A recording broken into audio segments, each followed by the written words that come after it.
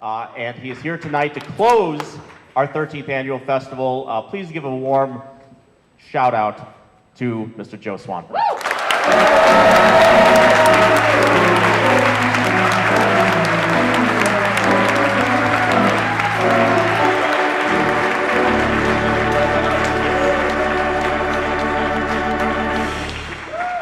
Yo, what is up, you guys? I'm so excited to be here. I have been coming to the Music Box Theater since I was 16 years old, taking the train in from the suburbs, almost 30 years now. This is my favorite movie theater in the world. I think it's the greatest movie theater in the world. I've had, so many revelatory experiences here that made me want to be a filmmaker. I always love showing movies here. And this is my favorite film I've ever made, so I cannot wait to watch it with you all tonight. A lot of Chicago crew. We shot this movie in Anchorage, Alaska, but it was a bunch of Chicago homies coming out and working on it. So at the end, I'll ask everybody to stand up, but thanks to everybody who's here who worked on the film. I appreciate you. I can't wait to watch it with you in this theater. And it's brand new. I mean, this is really, I'm gonna sit in the room and watch it with all of you guys. We showed it at South by Southwest. It's only screened a few times. You're one of the first audiences to watch it. I'm thrilled to share it with you, and then also Cory Michael Smith, one of the incredible actors who's in the film, will be here. He's so good. I can't wait to talk with him. And then also Dakota emailed me and she said, make sure to tell them I would be there, but I'm shooting a movie in Europe right now and I can't be there.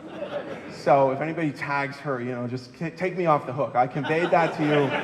She really wants to be here with us. She can't be here. She's doing a movie with her sister in Hungary right now. But anyway, she's sending her love. She's really sad she's not here with us. She's here in spirit.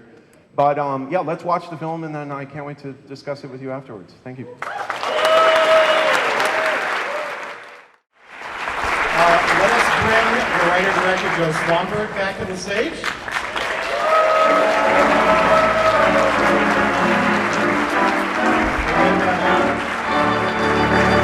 And then also Cory Michael Smith.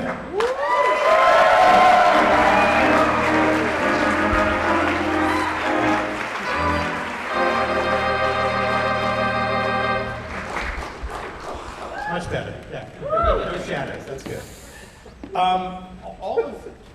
Joe, all of your films are to varying degrees, I think, pretty personal to you. But I feel like this is one of the ones that feels autobiographical, which is another level, the next level of personal. Can you? Yeah, it's extremely autobiographical. We don't have to talk about that at all. But I just want to know, where... Yes, it's a true story. Yeah, but tell me, which parts you pulled more directly from, maybe, for this one. Yeah, sure.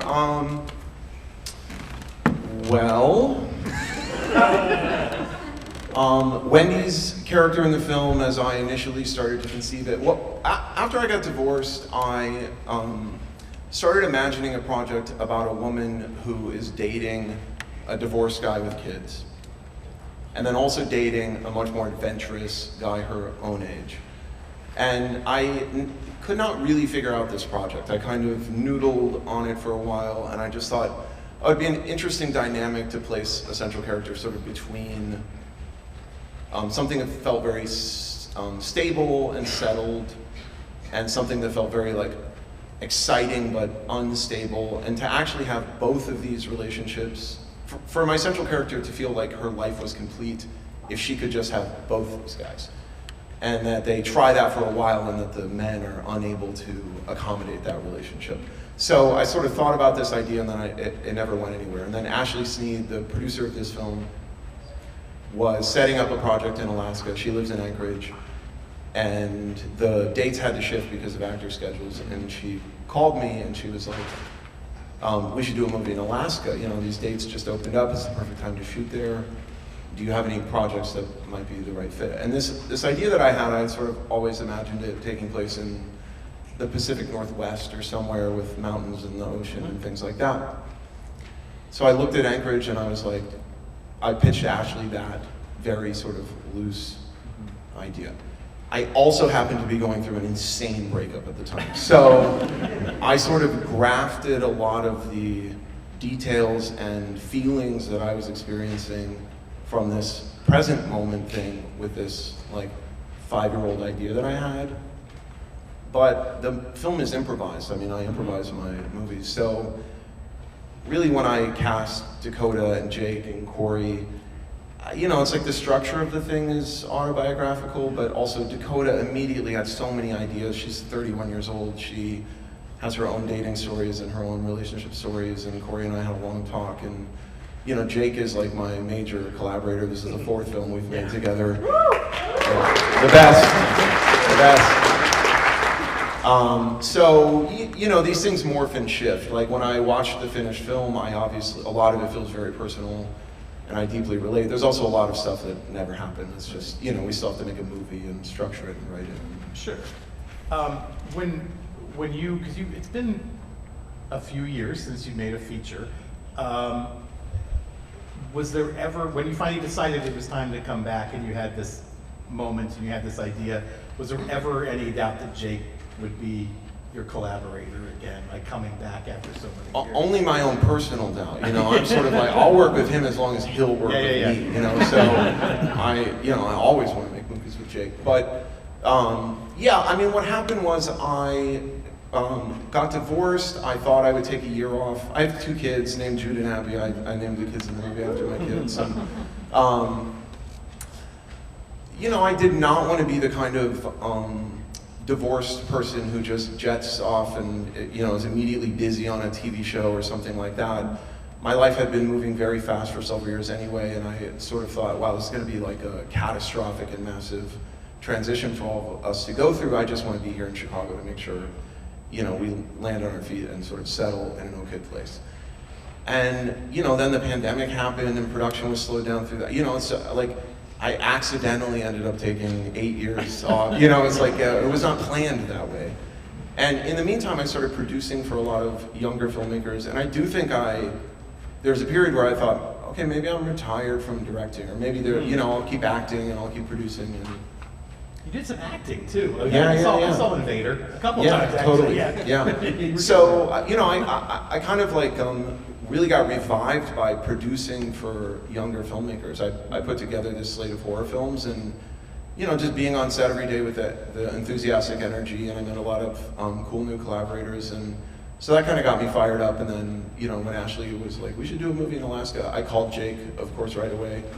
And just told him about my own stupid life, you know, and what I was going through, and he was like, I would do that with you. So it came together really quick. I mean, you know, we kind of just went and did it. You said this was, I mean, you said most of your films are improvised, but this, I will say, feels more, and I don't mean this in a bad way at all, it feels more written than maybe what you've done before. It is more structured, okay, by quite a bit, I would say. Yeah. I mean, Jake's an amazing writer, so you know, he and I have written entire 90-page scripts with dialogue and then still improvised the movie. Right. So this one's not that fully written, but you know, I had a lot to say, and I don't know, you looked at the outline, it was probably 50 pages long or something like that? 55, 60? A lot of it was prose, though. It was sort of internal character thought process or something. So it was a weird outline, not necessarily a beat sheet of locations and scenes, but a lot of like, this is how he's feeling right now. This is what she's thinking right now. So, yeah, it's like a very clear thought process. You understand like what the canvas of the scene is and where you want to go. It's just that sometimes it takes a different direction. And sometimes a completely different tone. We all surprise ourselves following different instincts once we're in the room from what's actually happening with our characters. Chuck feels like a guy sometimes that he does what he does in this film just to see if he still got it. Oh. Like that's kind of what it feels like. Now I will say, Cory's in pain right now.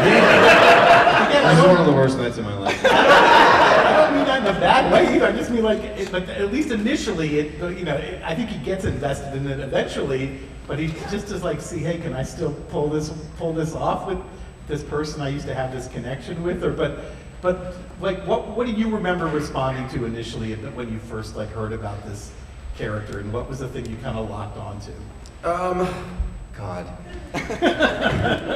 You know, I'm sorry, I just need to preface this by saying I've only watched this one other time with an audience, and I was on a beta blocker last time. And so I thought that it would be fine of watching it again with an audience, and I'm not on a beta blocker, and this was one of the worst experiences I've ever had. Why this is so difficult is because it feels so personal.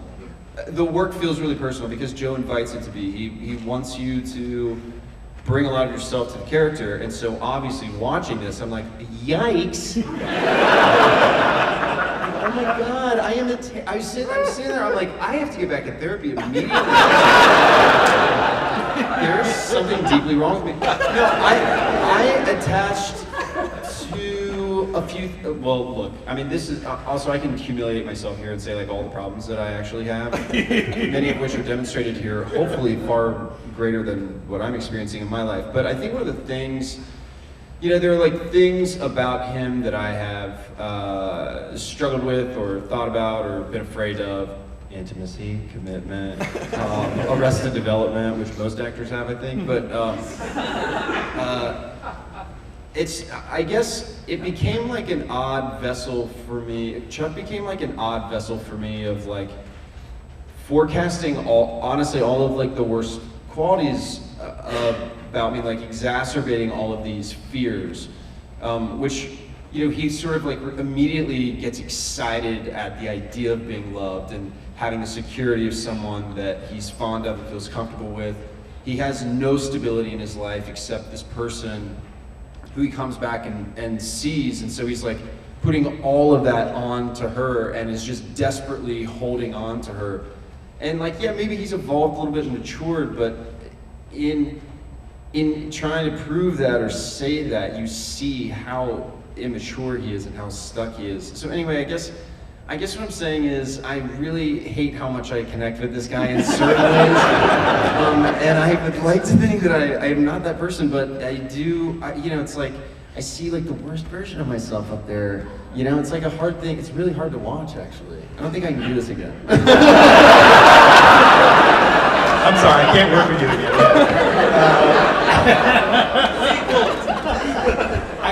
I know you said you've only screened, this question is to both of you, but like, I know you said you've only screened this a couple of times before, but like from people's reactions, because this is one of those films where there's three characters, they're all flawed in their own way, but I feel like who you kind of side with depends on the baggage you bring into it, like what you've been through, what you like, that's really hard, I think, to capture, that they're very different people, and yet they kind of represent a huge cross-section of, I'm guessing, this audience. I hope it's relatable. I really did try and make a very real movie about these particular kinds of feelings. I mean, yeah, I relate. I mean, a lot of Jake's behavior in the film is so manipulative, you know? It's sort of like painful to watch it and just be like, oh God, like under pressure you resort to saying anything or, you know, desperately wanting something to work out, and then... My favorite version of Jake, just in general, is when he's realized he's made a huge mistake. I love that scene so much. Editing it, I was just cackling with laughter. I would text Jake and be like, I'm literally waking up my downstairs neighbors cackling with laughter. What else? So tell me about the good things and the bad things about shooting in Alaska. I'm curious. It was mostly good things. Yeah. I mean, I worked on a TV show for 3 years called Easy that I got to shoot here in Chicago. Thank you. I fucking love Easy. It's the greatest job I ever had in my life. I love that show. And we really, really close team developed over working on that show. Like almost the same group of people did all 3 seasons with me. Mm-hmm. And then, whatever, they're very talented and they all got pulled into the larger film industry, and then I could not afford them for my little $40,000 movies, So but I was desperate to work with them again. So, one of the best things about doing this movie was I had a budget and the ability to bring my Easy group, out to Alaska, plus a lot of new people that I had met working on the Horror Slate movies. So. My feeling is basically like when I have my team around me, we can do anything. It doesn't matter where we are, what the obstacles are. We did 25 episodes of Easy together. We've surmounted so many challenges. We've looked at so many different scenarios and figured out the solutions. So that was really cool. And also, I had never been to Alaska, so a really neat opportunity. I mean, I love that about filmmaking, the opportunity to travel and, you know, discover new places and meet people. So I just tried to go out to Anchorage. At some point I was working on the outline, and then I was like, it's very difficult to write an outline for a place I've literally never been to, and I just am Googling pictures and stuff. So I called Ashley and I was like, okay, I think we're deep enough in the process, it's time for me to like come out there. So I went out for a week and she showed me around, and then I went out for another week, you know, just to start locking in some locations and continuing to write and scout and things like that. And, you know, a place like Anchorage where there's not a ton of film production, it's really nice because, I mean, we were really welcomed by the community.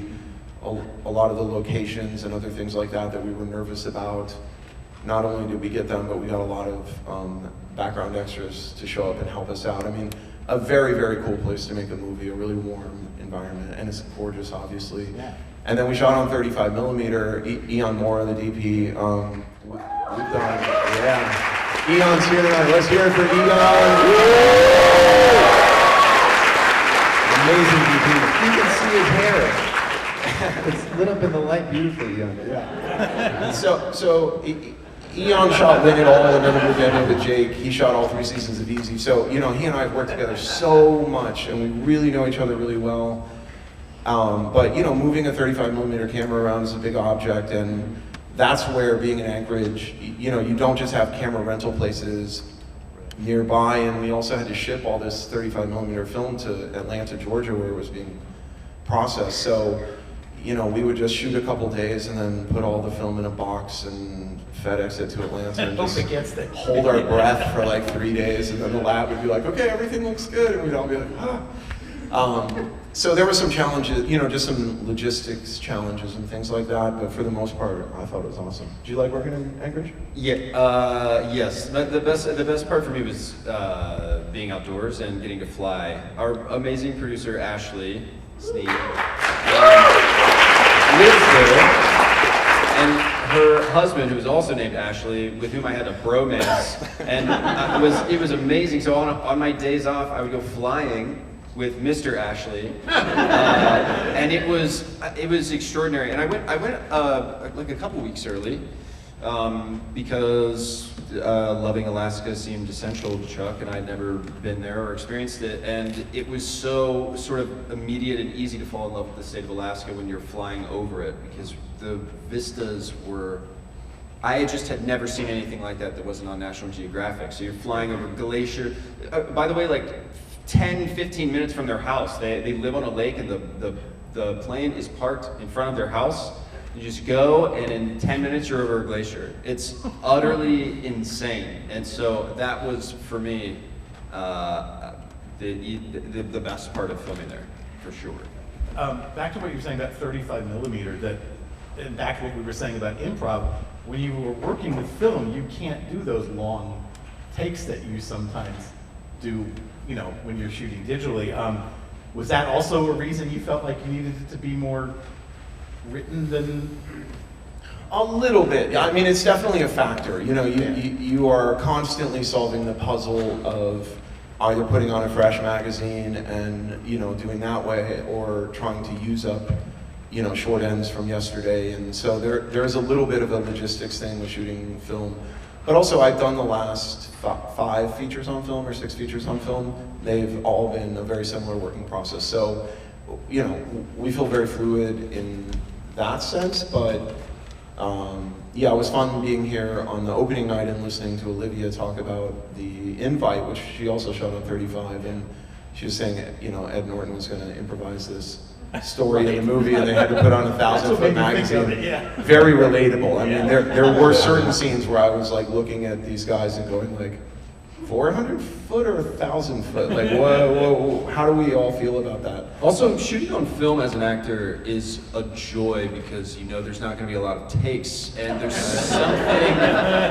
something kind of wonderful about the intentionality, not just among the actors, but just on set. It's time is very precious, because the film is time. You can count the money with each click, and it's a wonderful process. And the script kind of felt maybe, I mean, I haven't read Joe's other scripts, but it also felt really rich because it was such a personal story to Joe, and so there was real clarity every take and every scene. So we didn't need to sort of like venture out and do a ton of takes. There felt like a lot of clarity in our company of actors.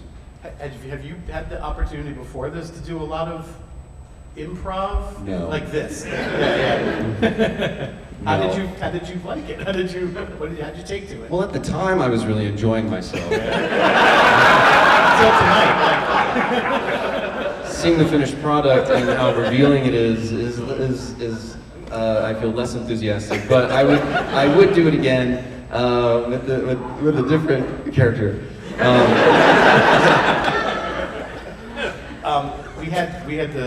We showed a local production film last night called Loafers that you're in the film, you have a great scene in that film, but more importantly, like, it's very clear that they took a lot of inspiration from some of your earlier works. You're only 44, right? How does it feel to be like the elder statesman of indie cinema to a certain degree at 44? I mean, I feel like incredibly grateful. It's like it's been fun this year. I mean, like mumblecore, all the early mumblecore movies are like 20 years old now, you know, and so it's been cool to go to film festivals and meet a lot of younger filmmakers who are shooting on mini DV, who saw Hannah Takes the Stairs back in the day, and that has been inspiring to them. So yeah, I mean, I don't know, my career has been precarious and involved a lot of low budget, extremely low budget filmmaking, a full decade that I was just broke living here in Chicago, just trying to make $10,000 movies with my friends. So the idea that 20 years later those movies are inspiring or relevant is awesome. I mean, I could not have predicted that. So your son, who has been here before, is now 14, 15? Yeah, he started high school. He's going to Lane Tech. He's a freshman. I'm wondering, are you finding it, like, through him, are you able to, like, sort of understand a little bit better, like, youth culture and youth, like, just like stay in touch with youth, but just like stay. Yeah, bro, I have a perfect grasp on youth culture. You want to know anything? I'm your guy. You have this siphon that can come right, Yeah, no, it's amazing. It honestly is amazing. I mean, I get to pick up all the brain rot early. No, it's really cool. I mean, I think that it's probably a cliche about parenting or having kids, but it's extremely wild to be on the adult parental side of conversations I was having with my own parents at 15. It's a real, head trip to just be like, holy shit, this is what my dad was meant when he was, upset with me about this, or why they laughed me off when I was impassioned about something that I thought was, the be-all and end-all, and, they sort of scoffed and walked out of the room or something. So there's that, and my daughter's 10 now, so it's a really beautiful time. I mean, she's still very, like, sweet and snuggly, and so the teen angst is kind of balanced out by, the tail end of childhood. But I love it. I mean, being a parent is, easily the greatest thing I ever did in my life. It's sort of a total epic journey to go on. So all the phases that they've gone through have been inspiring and fun in their own ways. And you get to sort of like relive your life again, and from like a different vantage point. It's very cool. Cory, you've had the chance to work with a lot of really tremendous directors in a relatively short time, but I'm wondering how, I don't want to put Joe on the spot, like how was Joe different? How was he, like, different from what we're used to in terms of? He's very different from the greats.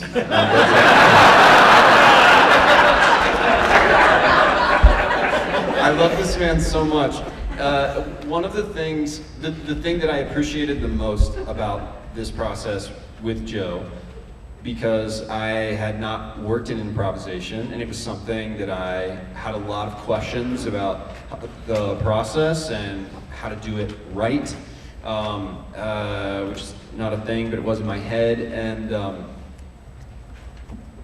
Joe is so calm and assured and confident, and you can improvise through a 3-minute scene and he knows the exact 30 seconds he's going to use.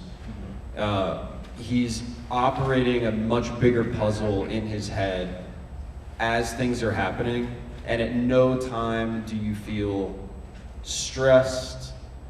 Do you feel stressed from him, or do you feel stressed about working with him? And so I was able to sort of fall into it and fall into working with Dakota, which was really nice. And sometimes just be like, is this right? Like, is this okay? And he would do this, just a quiet nod. And I'm like, this man is either the best You're player. a really good actor. I mean, most of the time I was like, holy shit, that take was so good. It felt really easy, and I appreciated Joe's confidence from his years of working. I could like feel maturity, and seeing it, it's painful, but very special, and I'm very grateful for that experience. That's awesome. The last thing I want to ask is did I hear right that you've already got your next film shot? Is that true? Yes, Yeah? that's true. It's a midlife crisis comedy. You people are mean. No, I think I always imagined in my career, even when I was starting to make movies in my early 20s, that it would be very cool to have my characters sort of grow up with me and to keep making movies about people my age. And so the new movie is, sort of another painfully relatable story about, two guys in a band hitting their 40s, and they've been grinding it out, and they had a tremendous amount of success in the early 2010s. And the band is their only source of income, and they're kind of hitting the point where they're like, shit, do we keep doing this? And will this even sustain us for another 10 years? Should we quit and get different jobs? And this sort of passion, is the passion enough? And so we shot that here in Chicago. It sort of catches this band on a few days of a tour that they're going on. So it's not fully finished. I'm making some tweaks, and we still have a few things to shoot, but I really love it, and yeah, it's sort of continuing this thread of midlife, very sexy material. I think movie-going audiences around the world are like, I want more stories about sad characters in their mid-40s. Marketing execs come up all the time, and they're like, can we just please get some older, lamer characters? I'm tired of the sexy young people. I'm excited to hear the music. If it is I assume it's pretty solid. Yeah, if you're making it about a band. Well, I'm gonna disappoint you. Okay.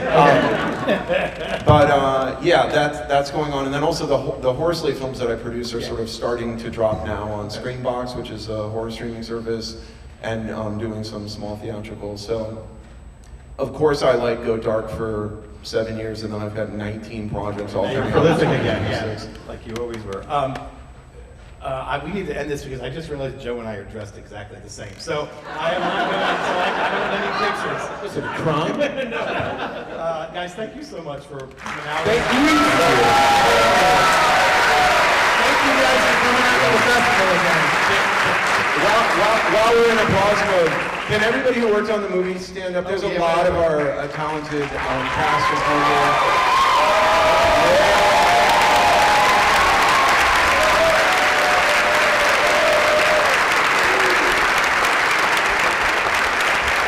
I know we shot in Alaska, but it's a Chicago production still, so.